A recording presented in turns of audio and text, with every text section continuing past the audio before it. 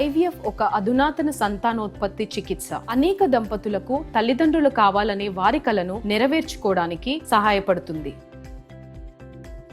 న్యాయం గెలిచిందనేదే మాకెంతో సంతోషంగా ఉంది. కవిత బయటికి వచ్చేటప్పుడు కన్నీరు పెట్టుకున్నారు. నిజంగా ఈ పరిస్థితిని ఎలా చూడొచ్చు? బీఆర్ఎస్ పార్టీ ఇప్పటి వరకు ఉన్నటువంటి కొంత గందరగోళానికి కవిత ఎంట్రీతో ఒక డిఫరెన్సెస్ అనేది కనిపించబోతుందా? రాజకీయ వ్యూహం ఏ విధంగా ఉండబోతుంది? కవిత గారు 5.5 మాసాల తర్వాత బయటకు వచ్చినప్పుడు తన కొడుకును చూసినప్పుడు ఏ తల్లికి కూడా ఏ మహిళకు కూడా ఆ దుఃఖం ఆగదు. తప్పనిసరిగా వారి ఎమోషన్స్ అన్ని కూడా ఎక్స్ప్రెస్ చేయటం జరిగేది. ఈ రోజు కవిత గారు ఏదైతే వ్యాఖ్యలు చేశారో తప్పనిసరిగా అదే విధంగా మా పార్టీ ఉంటుంది.